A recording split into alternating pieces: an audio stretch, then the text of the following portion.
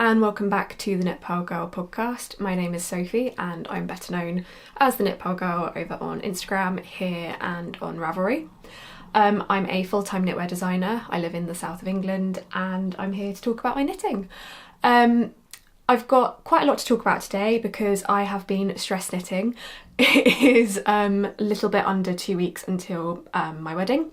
So I've been furiously procrastinating all of the kind of like last minute admin things by casting on so many projects and finishing a few as well. So yeah, that's been fun. So I have a lot to talk about today. If I've got time at the end of the video, I'm also going to do a little Q&A because I'm still trying to figure out how I want to end these podcast episodes. I've kind of done different things each time, each time 2 times. But I feel like a little Q&A is maybe a good way to do it, and I've got them saved on my phone, and I can kind of chip away at some of the questions. If I spend too long talking about everything else, then I can do it maybe as a separate video, but we'll see. So yeah, I've got some lovely things to talk about today, so let's get into it. First things first, I am releasing this as the Senon pattern, Senon sweater. Helps if I get my own pattern name right, oh my goodness. As the Senon sweater goes live, it is the garment that I'm wearing. This is in size D with the colourwork option because, huge news, and I'll get onto this in a bit, there are different options for working this stripe motif in the pattern. But yeah, that is now available to purchase. There is a discount code automatically applied on my website and on Ravelry for 25% off. It's available in 12 sizes from 75 to 155 centimetres, which I think is 29.5 inches to 60 and a half inches. I should know this. I've been designing for that size range for like over a year. I don't think in inches, but yeah, it's available in 12 sizes. This is size D, so I'm wearing this. I fit into the size C size bracket in my sizing, but I cast this on and then I changed shape, so it's now a little bit bigger than intended, but I think it works as an oversized pattern. This is knit in Marina Skua Mendip DK. There are kits available, which is very exciting. I've never done this before, but I really love Marina and her wool is amazing, and she's just so cool. So yeah, this is on the sunny base and the main colour is sheep, the contrast colour is sky, and it is this really lovely, very happy bright blue. I love this kind of shade, and it's a very simple 6-stitch repeat. There is options for body shaping, and the sleeves are also shaped with gentle decreases and then more rapid decreases before the cuff. And my first finished object is my second sample. Here she is. I'll have some B-roll of me wearing her. Don't know why I'm using feminine pronouns. Wearing it, not that it matters, but I will have some B-roll of me wearing this sample, playing at some point whilst I talk. So the second sample, as you can see, does not have colour work. Ooh. It's got all of the same other details, so it's got the lateral braids around the neckline, before the cuffs, and before the hem of the body, but the stripes are worked in purl stitches, so it's a textured stripe as opposed to a colourwork stripe. There is a story to this. It was not meant to be so, but I actually really love how it worked out.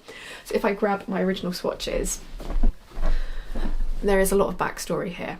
So when I cast this on, I think in January of this year, so January 2024, and I remember it because I had a really bad cold and I was watching The Talented Mr. Ripley.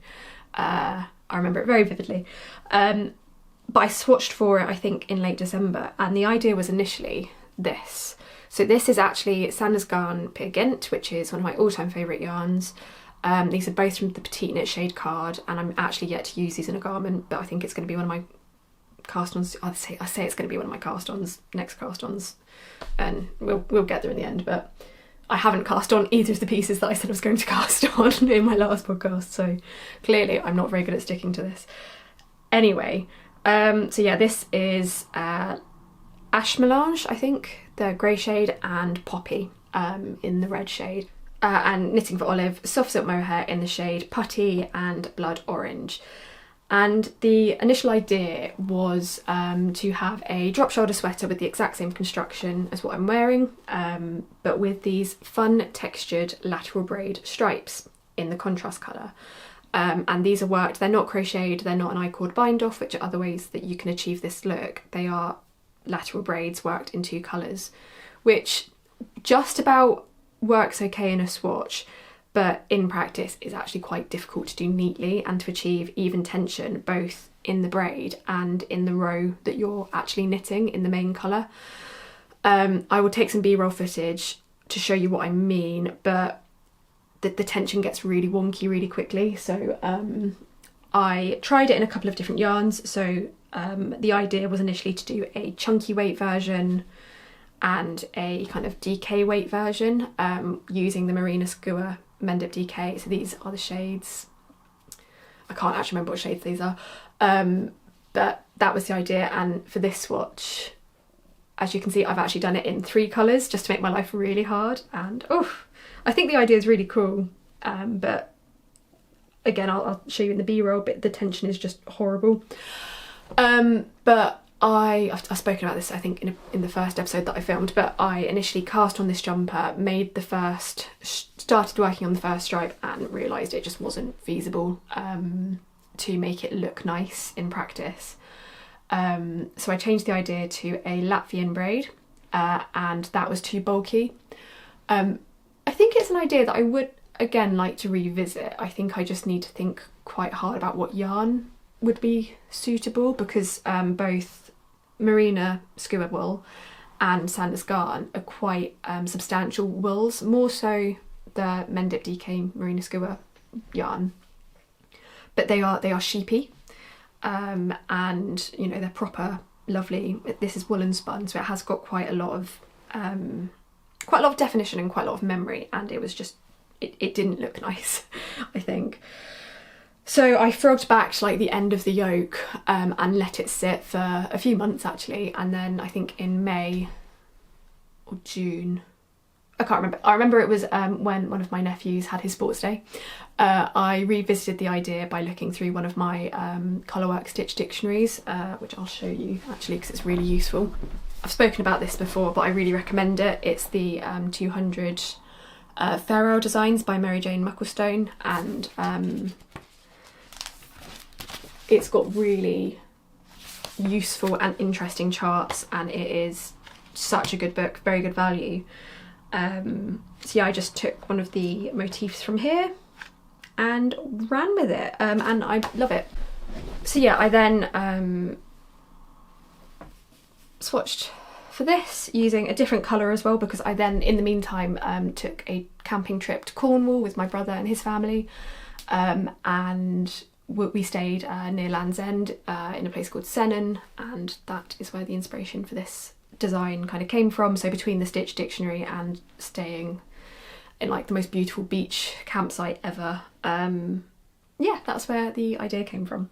I was initially going to do a chunky weight version, but I really didn't like how the colourwork looked at that gauge, so that went back to the yet to be used pile. And yeah, so we've got this, and then I was going to make my second sample in my proper size, the size C. Where has that final swatch gone? But I ran into a slight issue. I wanted to use a different wool, both because I wanted something that was a different price point and a different fibre, because I think it's very useful to kind of see how a design works in multiple fibre types. And I decided to use this yarn, which is World of Wool Fluff DK. This is a 100% merino wool, non-superwash, double knitting weight yarn. World of Wool is a really lovely yarn producer. They have a lot of different options with some really nice, these are very compelling adjectives, but they do have some lovely fibres at very affordable price points. I know that they do one that is a merino silk blend, I believe. Let me check that. Yeah, they have a yarn called Isle, which is a blend of Shetland and Blueface Leicester. I haven't used it, but I felt it at my friend Meg, who owns No Frills Knitting at her shop, and it is on my to-use list because the colours are just beautiful. But yeah, Wool Fluff is a really lovely, very neutral yarn. It's 115 metres in 50 grams, and the Marina Skua Mendip DK is 120 metres, so I figured they would be a nice it would be a nice alternative. I do find that my row gauge is slightly tighter in the Wool Fluff than Marina's, but I think that's to do with the woolen spun nature of this yarn, and obviously this isn't. This is just like a very, I don't know actually, to be honest, I don't know enough about the difference between woolen and worsted spun to really be able to say, but it doesn't feel like a woolen spun yarn to me, having used a few lately, but I'll get onto that in a minute. But yeah, I bought it in these two colours. So this is Baby Seal and this is Fallen Snow. I'm hoping you can see between me holding up the sample and the yarn that you can see that this has a bit of a it's got like a melange, like soft heatheriness to it. It's not a totally flat shade of grey, which I really like. I love grey yarns that have like that kind of sweatshirty feel to them. I just think it's really nice. I think I kind of spoke about that, about my Conwy slipover in the last episode, how like it's not just a flat grey. Fallen Snow is a very, very, very flat white, and sometimes that would be exactly what I would want, but in this instance it just doesn't really work in my opinion together. So that is what my swatch looked like. If this isn't coming up, I will put B-roll over this, but yeah, that's the swatch, and I wanted a low contrast, and it is low contrast, but I think there's something about the soft flecky nature of the grey against the very matte flat white that just doesn't really work. And I tried a different couple of options. I was like, nah, because I thought about, okay, what if I just did the kind of what is the main colour wiggle wavy stripy bit in the blue. I was like, okay, what if I like reverse the main colour and contrast colour? And I just didn't love it. So I think this for me is an example of a colour that I would want to hold with a second strand of either a mohair or a lace alpaca yarn, just to add a little bit of dimension back into the fabric. It would be great for colour work, I think, with the other kind of fully dyed, if that makes sense, like other flat shades in the range. And it is a really beautiful yarn. I just didn't love it with the grey.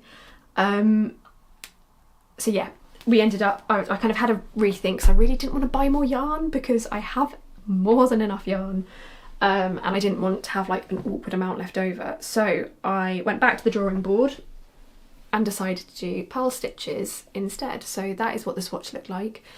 It looked absolutely insane before it was blocked because it wanted to fold at the purl, like the kind of purl heavy rows. It was like, oh god, is this going to look absolutely awful? But I think it looks really cool. It gives a very different feel to the sweater, I think. It's much more subtle. And it's really quite fun to knit. I decided to keep these sleeves plain for my second sample because, and I think this speaks to like a deep part of my psychology, the thought of the purl stitches touching on the body and the sleeves makes me feel slightly sick. It makes me really feel uncomfortable, just the thought of it even. I don't know what it is. It's really odd, but plain sleeves, it's quite like it's a physical like aversion. It's weird. But yeah, I kept everything else exactly to pattern, including the sleeve shaping. So I just plotted out, basically it's a decrease every kind of 15th row through the length of the sleeve. I think 15th, yeah.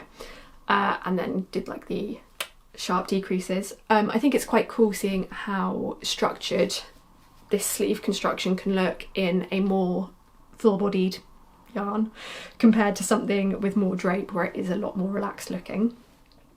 But yeah, this is lovely. I heartily recommend both yarns. I think it kind of just depends what finish you want for your garment, and also what price point, because this is knit in a very affordable yarn. I think this cost me less than £50 to make.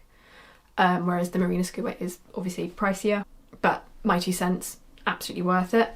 But yeah, Senon sweater. I will not mention the Senon again because I know this is the 3rd episode where I've spoken about it quite extensively. But yeah, it's now available to buy. Thank you for listening. See, this is kind of what I meant in the first episode I filmed back, where I said how I find podcasting quite difficult because where I only talk about my own work, it feels like one big ad, and that makes me really uncomfortable. I am like the world's worst saleswoman. So I'm sorry. I don't like pushing you. Hope that makes sense. Anyway, second finished object. Let's get into it. So yeah, as I mentioned at the start of the episode, I spoke in the last episode about how I had some plans for my next cast-ons, and to be fair, I did start one of them, but I used the wrong needle size, so I had to start over.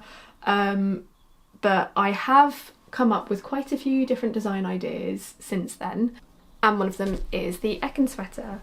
So this is this is it. It is a really very cozy high turtleneck, contiguous shoulder, 2x2 rib heavy split hem sweater, and I love it. It's the most cozy jumper that I own. So this is knit in the, I've been organised today and I have all my yarns behind me ready to talk about. This is knit in the fibre company Law. I bought this last November at a lovely yarn shop called Northern Yarn up in Lancaster. I bought it when I was there for my friend Lizzie's wedding, Hive Knits, and I kind of bought it without a specific project in mind, but it's the kind of yarn that I knew I would find a use for and would love it when I got to use it. It is a wool and spun DK weight Romney lamb's wool. So it is sheepy but soft is how I would describe it. I have very, very high wool tolerance. I can wear Icelandic wool on my neck, no trouble, on my head. And maybe not in a hat to be fair, but I haven't tried it in a hat, but I've got very high wool tolerance. So do take what I say there with a pinch of salt.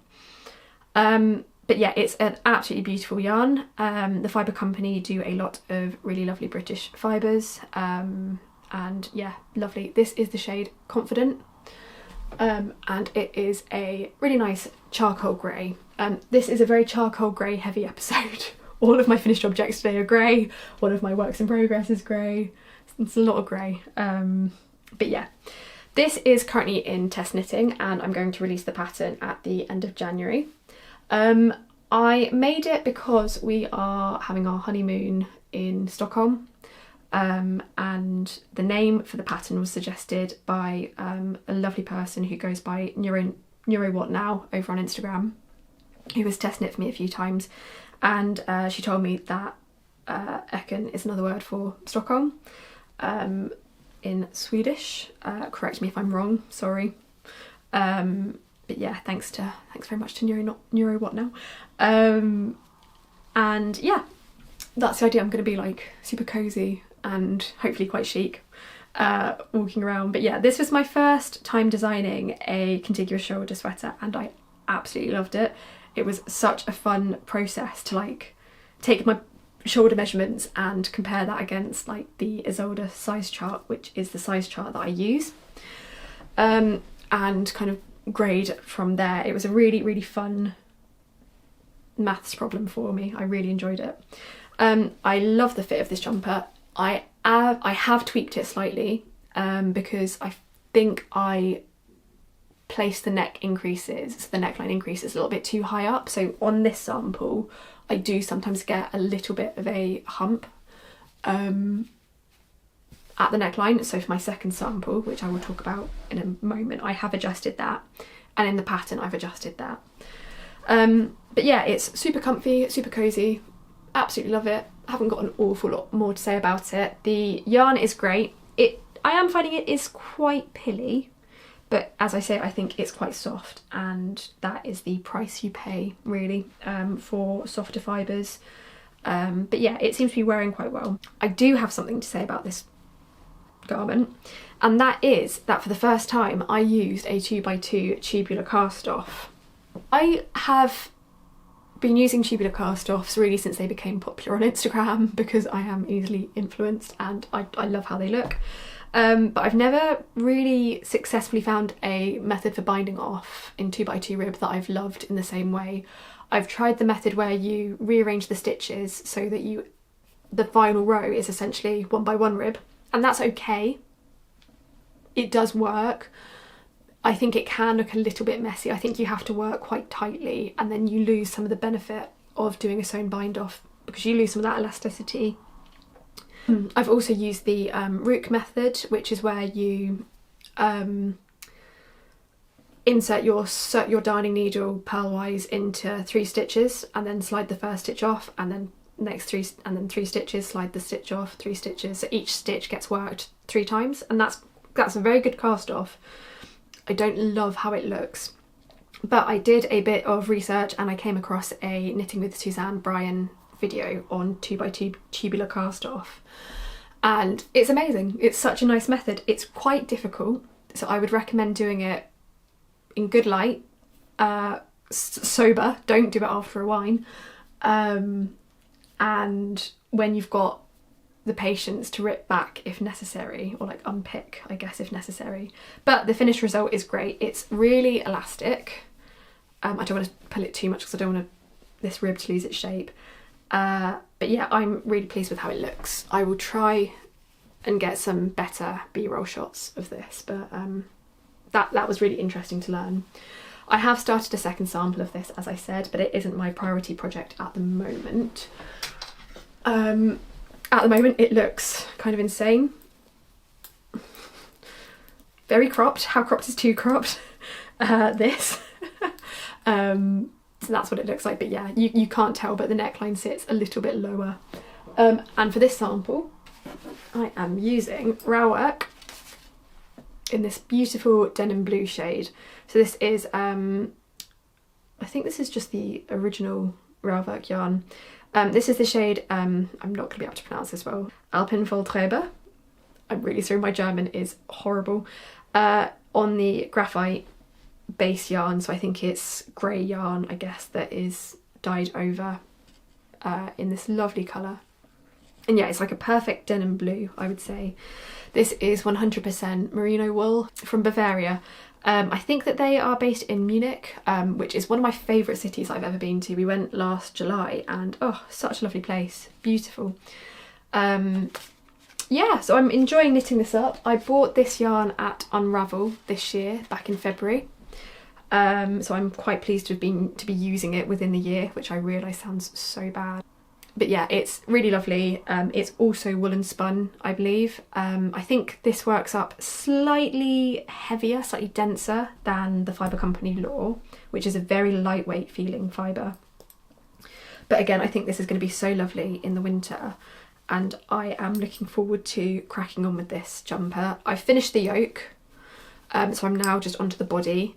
There are some increases before you split the hem, because I find that makes a split hem sit slightly nicer. There's no, like, it doesn't make it flare out, if that makes sense. But yeah, I've got so much 2x2 rib to do on this, so I'm going to wait until I'm really bored or until I've got a really good audiobook to do the collar, and that will make it feel a lot more real. But yeah, that is finished object number 2 and work in progress number 1. Finished object number 3. So this is the finished jumper for my partner. It is a very plain stockinette raglan sweater, which I'm going to be gifting to my partner at our wedding, which is very exciting. So yeah, I finished this last week, I think, and I'm thrilled with it, I have to say. I can't show you what it looks like on, but the fit is really good, so I'm very relieved about that, because that would have been awkward. It has a 2-stitch raglan, compound shaping through the yoke, so the increase rate for the body and sleeves changes partway down the yoke, so you get a better fit on the sleeve and the chest. And I also did some body shaping. So this is something that I do in quite a lot of my patterns that I make for myself because I find it suits my body type. I'm quite compact and with a relatively large bust for my other measurements. So I find that it's quite flattering, kind of tapering towards my hips. And I thought, Chris obviously doesn't have that same problem. Not that it's a problem, but you know what I mean. But I still thought it would be quite nice to do a little bit of body shaping because I looked at some of his shop bought sweaters and also at some of the garments I've made him in the past and observed how they fit, and I thought a little bit of tapering would be really nice. So this is the Haze sweater, and it is, yeah, I think really that's all I've got to say about the design. I used, because there isn't that much to talk about really, it's a stockinette raglan. You know what a stockinette raglan looks like. I used Sandnes Garn Peer Gynt, again from the PetiteKnit shade card. This is the shade Charcoal Melange, and I held that with Isaya Alpaca 1 in the shade 4S. Really recommend this yarn pairing. It's lovely and soft. It's woolly, but it isn't too woolly. I think that Chris has said when he's tried it on that like he can tell that it's wool compared to some of his other garments. It feels more woolly than that. This is very difficult to describe. I really find it tricky when people ask me about the softness of yarn because it's so subjective. Like I said, I've got very high tolerance. Some people just need to look at something made with sheep's wool to feel itchy, don't they? So I find it very tricky. But I think this feels really soft and silky and gorgeous, and I think the colour match is perfect. It's such a nice heathered grey. So nice that I couldn't let Chris possibly have something nice for himself. I also had to have a version of it. So I'm making myself one too. I'm not using the same yarn, although I think they look identical. I am using a really strange combination of yarns for my sample. It's the exact same design. It's 2x2 stitch raglan, compound yoke, folded collar, all the kind of crap that I normally do in my designs that I like, because that's why I do it. Short row shaping around the neck, all that jazz. So I am using a very strange combination of yarns. I didn't want to order, basically we've just finished paying for the wedding and we're both feeling really skint, or I certainly am, I don't want to speak for Christopher, but yeah, feeling very skint. So I was trying to use yarn from my stash, and basically I think last autumn I got really fixated on wanting to try Isaya Twinny, which is this yarn, which is lovely. It's 100% pure new wool, so I assume lamb's wool. It's a fingering weight, I would say it's 255 meters in 50 grams, but it's quite lofty. It's really lovely, really nice yarn. This is also the shade 4S, which is why the colours look so similar. But I accidentally instead ordered Spinny, which is, have I got some here? I don't have any in a hank anymore because I've caked them all up, but it is a single ply spun, because this is a 2-ply yarn. Yeah, so this is 2 plies spun together, whereas this is just a single ply. So I think this is kind of closer to Lopi Einband and that kind of yarn. Really lovely. This is also the shade 4S. So I ended up with a sweater quantity of this that I didn't, well no, more than a sweater quantity, because where it's so fine I was planning to hold it double, so I ended up with like, because I think this is sold in 600 metre hanks. I had a lot of this.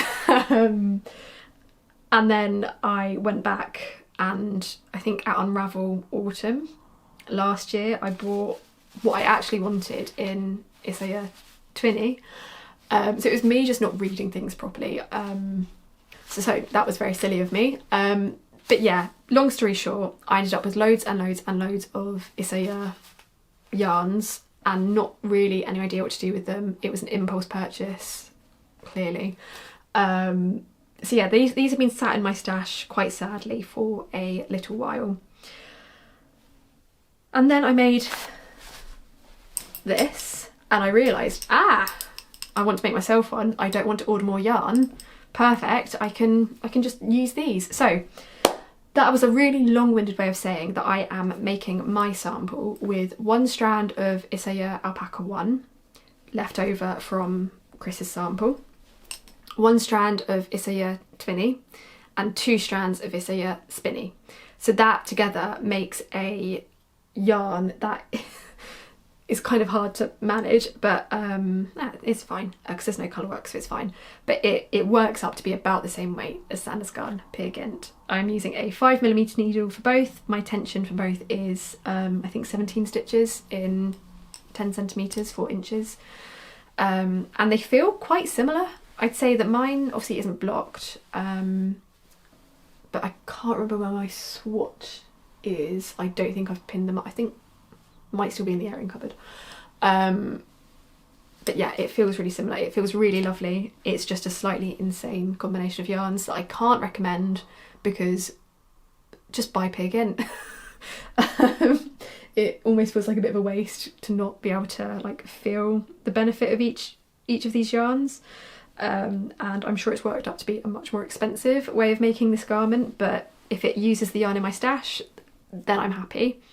And I think it's going to be really lovely and super wearable. I haven't started writing up the pattern yet, but I will sell it as a all-in-one pattern for masculine and feminine body types. It's kind of like a his and hers style pattern. So yeah, that's exciting. No idea when. It might end up being a pattern for 2025 that I put into testing kind of on the other side of the wedding when I've got a bit more headspace. But yeah, again, finished object number 3, work in progress number 2, done. Let me just tidy up between takes. So yeah, those are all the finished objects I've got to talk about. I have got a few more works in progress. The first that I'm going to talk about is, let's talk about the wedding sweater. So yeah, as I've mentioned several times now, I'm getting married soon, and I ummed and ahed about knitting myself something for ages. I didn't really want to do a cardigan because they're just not my favourite thing to knit, and I didn't have an immediate idea for what would work with the dress that I've chosen.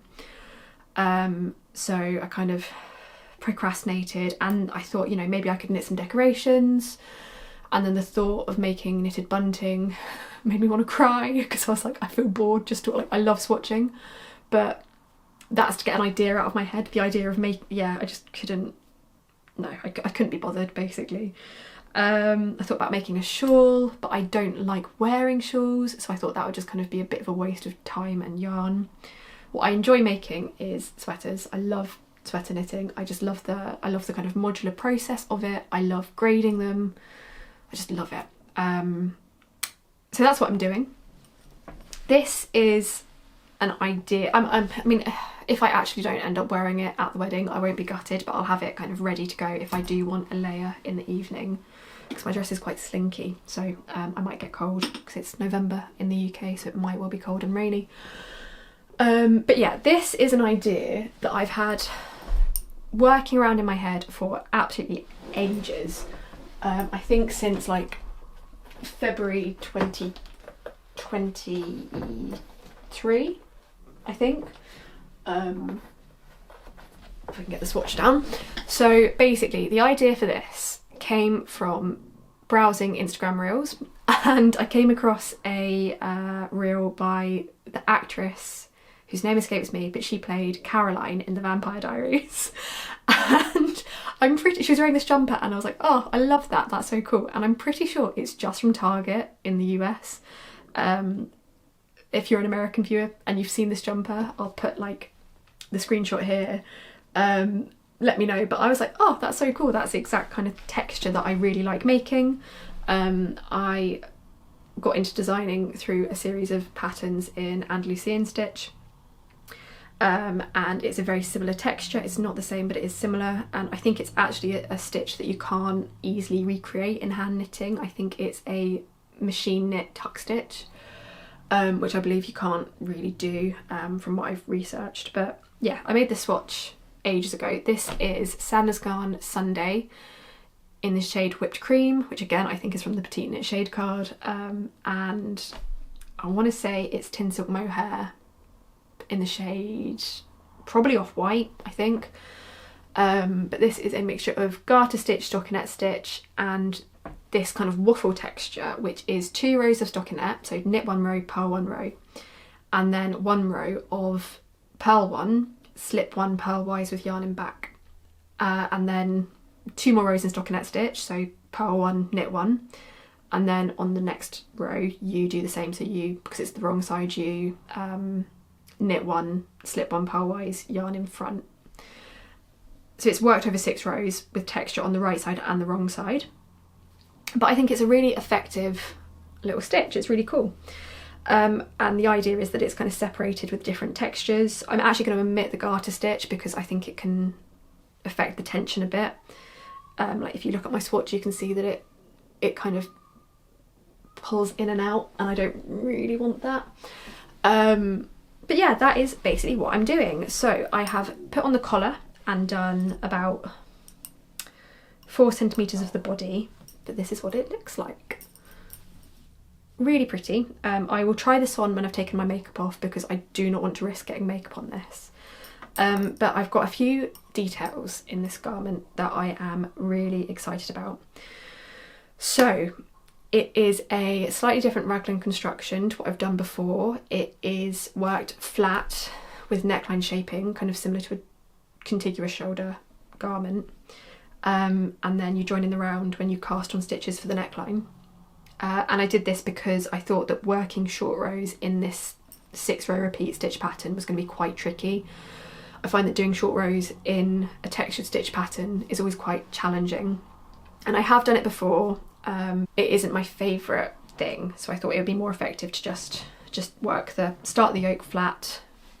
And actually I'm really pleased with the shape. I think it looks really nice. I kind of wish that I'd been able to widen the cast on a little bit, but it's slightly narrower than I wanted it to be, but that's fine, I can live with it. It's got thick raglans, and it creates this fabric that almost looks like it's been like pressed in a waffle iron. I think where there's slip stitches, it adds quite a lot of dimension, which I'm really pleased with. I included the lateral braid detail around the collar that I did for my Senon sweater and that I really love. I've worked the collar in 1x1 rib stitch with yarn overs about halfway in, so you like knit 2 together through the back loop, yarn over, repeat. And I sewed little beads in, which I'm really excited about. So can you, again, if this doesn't show up, I'll put B-roll from my phone in. But yeah, it has these little bead details, which I think is super pretty. And just adds a little bit of something different. It's the kind of detail that I normally could never be bothered with, but I thought, you know, if it's for my wedding, I want to make the effort. But the idea is that I'm going to do about 10 centimetres of the body in this pattern. Basically, I want to get to like beneath my boobs, and then switch to stockinette stitch, and do the same in the sleeves. And then certainly for the sleeves, I want to then put a bit more of this waffle texture before the cuff. And I think that'll be really fun. For the body, I'm going to see how it looks because I'm aware that the tension might change slightly. But yeah, really lovely. I'm very pleased with the colour. It is a gorgeous kind of pearly off-white. And I'm using, this is my main wool. So this is Gepard Garn Wild and Soft. I think the shade is called Ivory, but don't quote me on that. But the colour is 101. And it is a slightly yellow compared to this white, but it's a mixture of 40% wild tussar silk and 60% merino wool, so it is very soft and quite delicate looking. I bought this from my Ivory Room in Chiswick, West London, which is such a lovely yarn shop, and Valentina, who runs it, is so nice, such a kind person, just lovely. It's 50 grams, 240 meters, so it is a kind of heavy fingering weight, I would say. It's not a sport weight, but it is slightly less meterage than kind of like Knitting for Olive merino, which is kind of in my head like the fingering weight yarn. Really lovely. It's a 2-ply yarn with quite a nice, somewhat irregular twist in the plies. So it has quite a lot of texture in itself, which is really fun. And I'm holding it with Knitting for Olive Soft Silk Mohair in the shade Putty. This has just been renamed Limestone. So if you go looking for, and I've checked this with Knitting for Olive, so you can quote me on this. They've changed some of their colour names, I think, to kind of standardise the colours across their different range. But yeah, this is my favourite all-time mohair. Putty is a really lovely, cool toned kind of blue-grey off-white. It is white, but it's cool toned. And I chose this because I wanted to neutralise the yellow tones in their Wild and Soft. I'm not good in yellow. Yellows don't really suit me. They can make me look a bit, I think, because I've got very yellow hair. It doesn't, like, even if I use purple shampoo, my hair leans very yellow. But yeah, the idea was that it would neutralise a bit. And I think it has. Maybe not wholly successfully, but I think it has helped neutralise the colour. But yeah, really lovely. I'm really enjoying this knit. It is my priority project at the moment because I need to kind of have it finished by like next Wednesday, really, just so I can make any like fit alterations if I need to. But yeah, I might be able to get this done before the weekend, but then with the admin left over. I'm filming this on Tuesday. This is coming out Friday/Saturday. So it depends how much admin I've got left to do. But yeah, really enjoying this knit, very satisfying.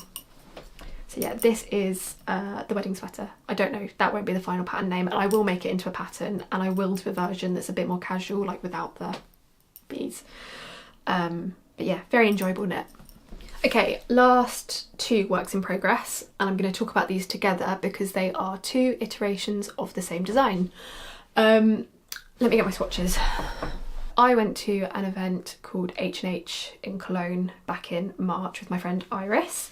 And it is a yarn and kind of handcraft, hand knitting trade show in Cologne. And it was a really, really cool event. Very interesting to see kind of the different brands displaying their product ranges, and yeah, very cool. And one of the yarns that I saw there that really caught my eye was this one from Erica Knight. This is pure tweed, and this colour in particular is 4501, very catchy name, and it's this kind of pinkish off-white base colour with tutti frutti tweed. I don't know how else to describe the colour, but it's such a gorgeous, gorgeous, gorgeous yarn. I take the label off. It's so pretty that I didn't wind all of my hanks of it because I wanted to be able to show it in the hank. But yeah, it's beautiful. I believe it is... Doesn't say where the yarn comes from originally, but it's made in Ireland. I've got a feeling it's... So I have a theory about this yarn that I'll get to in a minute, but yeah. This is it knitted up. Really lovely. I'm holding this with Isia Silk Mohair in the shade 0, which is another kind of very cool tone. It's quite similar to Knitting for Olive Putty. Slightly more pink, I think, but very, very comparable colours. So yeah, this was it. And then I also bought Isia Tweed in the shade Topaz, which is a fingering weight, or kind of, yeah, between fingering and...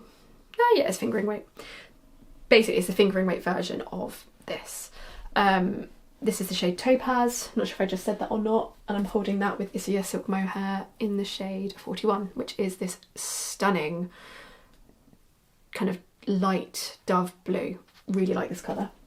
That is what the Isia Tweed looks like.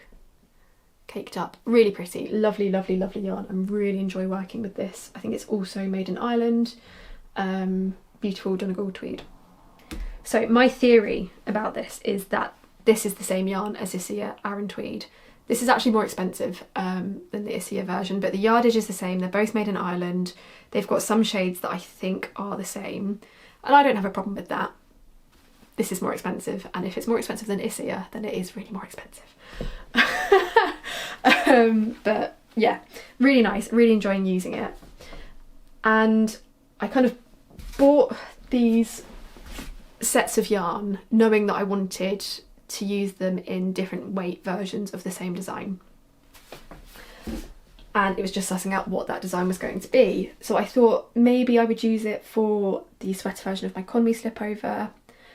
Maybe I could come up with something new, but I knew that I wanted to have something very plain to show off the yarn. And the design idea I came up with is this. So I need to finish the sleeve on this, but yeah, it's a super plain drop shoulder sweater. Because I really just want to be able to get like the full impact of how beautiful the colour of the yarn is. I made this after I made my first Ekin sweater sample, where I'd kind of got my head around contiguous shoulder construction. And this isn't a contiguous shoulder, but it kind of is. It's like a hybrid between that method and a true drop shoulder. So it is made all in one piece, so you're not picking up stitches to form the shoulders, and the shoulder seam sits right on top of the shoulder.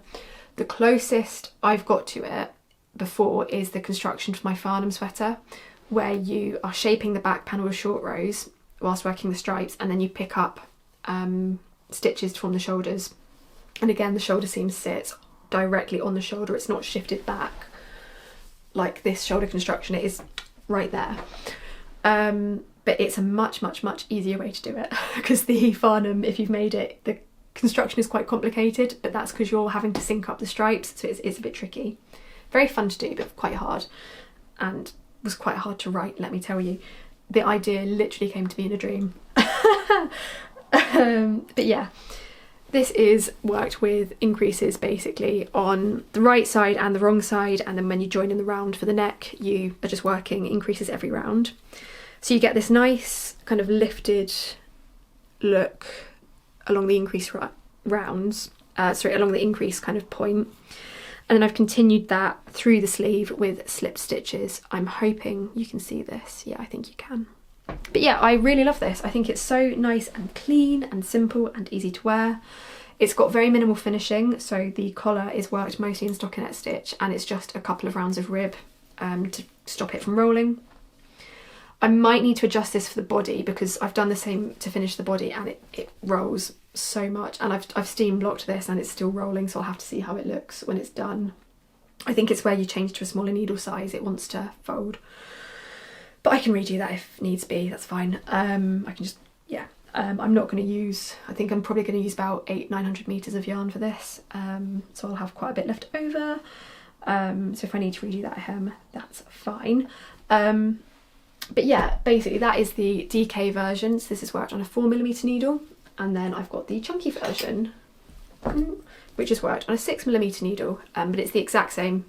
I've made this slightly more oversized, and I'm doing body shaping in this one where it is more oversized. But yeah, that's what she looks like. It's really fun. I like the idea of kind of carrying this increased detail down the sleeve. I think it just adds a little bit of extra interest, and then it's not like a totally plain sweater, but it's very subtle. And I feel quite sporty somehow. I don't know if a woolen jumper can be sporty. But yeah, I think I should be able to get these finished fairly soon. There isn't that much more knitting to do, especially for the chunky version. It's kind of super quick to knit. The joys of a 6mm needle.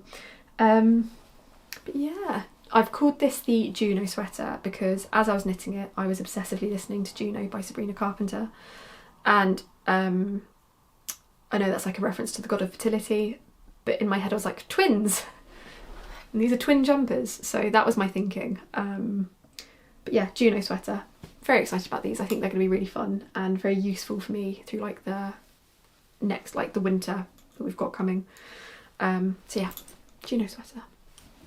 So yeah, those are all of my projects. So I will round off this video by looking at one of the Q&A questions, or maybe a couple. Quite a few people, so yeah, I put out a Q&A on my Instagram. If you want to keep up with what I'm doing in the moment, that is the best place to do so. I think that, yeah, I'm quite happy doing a YouTube video kind of once every 4 to 6 weeks. I think any more than that and you will get sick of me for a start. But yeah, I kind of like having a lot to talk about and being able to flick through it a little bit. But yeah, Quite a few people, I've got the question saved here, quite a few people asked about where I get my inspiration from. And I think that in the process of talking about all these different projects, I think I've kind of already covered that. Sometimes it is yarn first, like with the Juno sweater, where I have this very strong idea of what I want the finished object to kind of focus on. So if I want it to focus on the yarn, then I'll do something quite plain. If I've got like a technique that I've got in my head, like the stitch pattern in my wedding jumper, inspiration varies. And when I am in a creative rut, I'll go window shopping and I will just look at the brands that I like, that if I bought my knitwear rather than made it, I would shop from. So I'll look at like Senon, COS and Other Stories, Jigsaw, I really like Jigsaw, and Whistles. I've got a soft spot for Whistles because I worked there for 4 years when I was a student. But yeah, it kind of depends. I try to avoid looking at what other knitwear designers are doing because I don't want to risk accidentally copying somebody. That is never fun. And when that happens, it can be really disheartening. But yeah, it tends to be either what do I want in my wardrobe, which at this point, to be honest, I've got more than enough knitwear. But yeah, if there's like a function gap, if there's a technique that I want to use, a stitch that I want to use, if there's like something about the yarn that I want to show off, that is how I go through it. And then I will make a bunch of swatches and go from there. I'll grade for my size. Sometimes I'll do the whole 12 size grade before, but it's very rare that I can't make something work across the size range. So yeah, it varies. And then I thought quite a few people also asked about how I got into becoming a pattern designer. And that is quite a long story, but actually also probably quite useful for me to explain if you're newer to my content. So basically, I got into knitting in 2019. I was waiting to hear if I'd won PhD funding from a I was applying for a PhD and I couldn't do it unless I got Research Institute funding because they are very expensive. And I was waiting to hear. It was very, very anxiety inducing process. It was horrible. I hated the experience. But yeah, I was waiting to hear, and it was also because I'm a bit of a politics nerd. It was when like the Brexit negotiations were happening and it was really stressing me out, and I think I was just getting on my mum's nerves, and she was like, for God's sake, do something with your hands. So she made me learn to knit, and I tried to learn a few times before and it had never really happened. I just found I'm very uncoordinated and I found it quite difficult, but for some reason that time it took, and I made this guy. This was my first project, and I think this was my first, yeah, and then this was the second. But these are really cute and they're in colours that I still like, so I like that. But yeah, so that was how I started knitting, and because I'm a very obsessive person, I then got really into knitting. So I was like staying up until like 2 in the morning most evenings and knitting on my lunch break at work, and yeah, I got really into it, and I got into it through the We Are Knitters kits, which at the time I absolutely loved, and I started my Instagram I think in April 2019. And I was literally just doing it to document my progress. I'd had friends who had developed like successful Instagram personas, I guess, in other fields. So I kind of, in the back of my mind, I did know that, you know, maybe I could like get into this and actually have it be quite good. But yeah, I didn't really start documenting it, like it didn't really take off until we moved to Cambridge in September 2019, when I started my PhD. More on that later. I'm not a doctor. Yeah, until I started my PhD, and then I hated our house that we had there. It was awful. It was a proper like, it was an absolute hole. It was awful, such a horrible house. But we lived there for 3 years during COVID, so that was fun. But the one redeeming feature of that house was that it had really, really, really good light for photography. Not so much for filming, and if you go and watch my old podcast episodes, I filmed them in that house, and yeah, for filming it was horrible, it was too harsh, but for photography it was great. So it became a lot easier to make nice content for Instagram. and obviously during the pandemic there was a lot more interest in crafting, and there was the crafting boom, and I was kind of making, I think, quite good quality content as people were seeking it out. So that kind of propelled me into like having a decent sized platform on Instagram. There is some fluff attached to my lip. I need to go and take it off. Oh, a lot of the people that I was kind of friendly with through the kind of like very hardcore We Are Knitters lot had started doing their own patterns. And I was like, well, if they can do it, so can I, because that's very much how like my mindset works. I'm quite competitive. Not that I saw it as a competition, but I am very much like, well, if so and so can do X, Y, Z, then I have to do it, or like I should be able to do it. So yeah, that's how I got started. I think I was initially occupying a kind of gap between the We Are Knitters style patterns and the more kind of Scandi top down in the round style patterns. So my original designs were kind of all knit in Andalusian stitch. It was the Luca cardigan was the first one I did, which I have been meaning to go back and rewrite and expand the sizing for ages. But I've never quite been motivated to do it, so maybe that's something for next year. I did make myself a new sample, but I got the grading wrong, so it didn't really work out. But yeah, that is something for next year. And yeah, and then I did the Aosta sweater, which I think might be the pattern that I'm still best known for at this point. I don't know, probably not actually. But yeah, that was my first kind of successful pattern. And then I just kind of kept going and kept getting better at grading and writing. And then throughout this time I was doing a PhD in history, which I absolutely hated. I don't have a good thing to say about the experience really. It made me really miserable, and yeah, I hated it. And I kind of became gradually more and more disenchanted with it, and it made my mental health quite bad. Like I was probably gonna have a breakdown towards the end. So I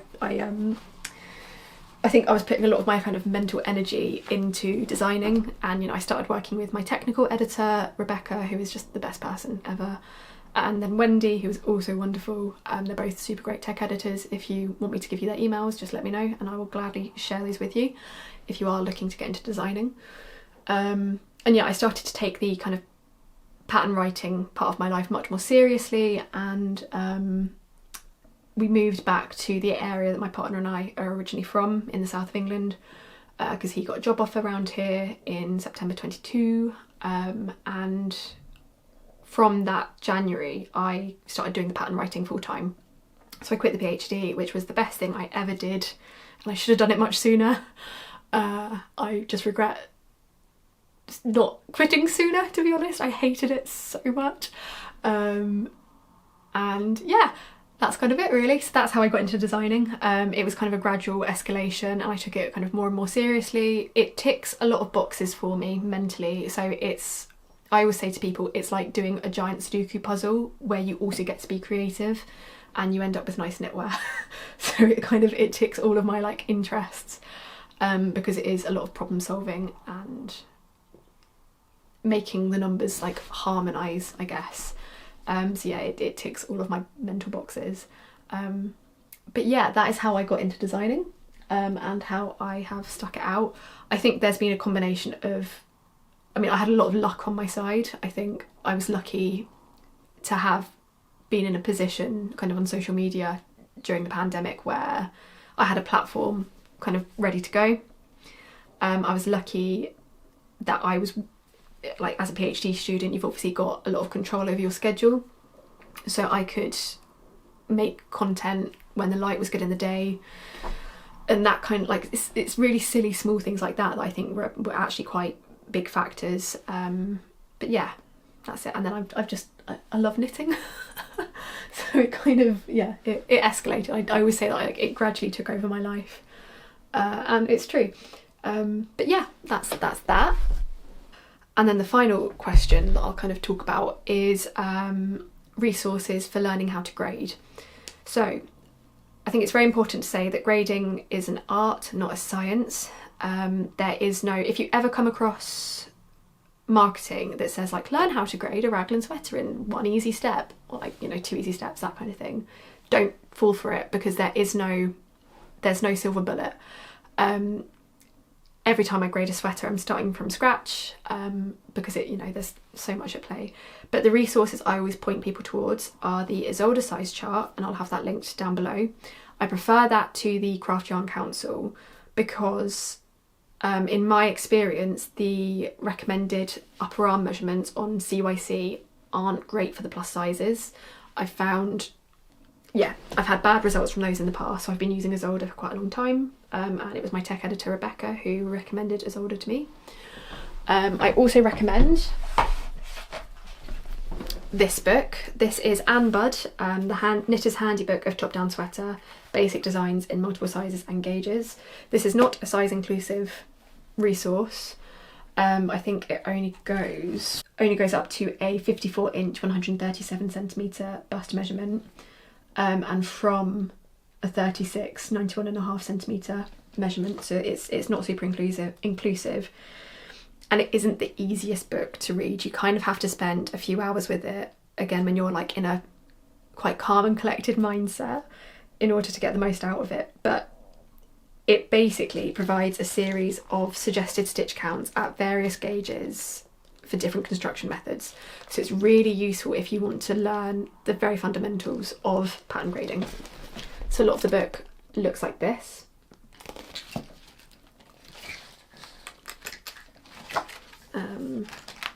And there's nothing about compound raglans in here, but there are some quite useful schematics.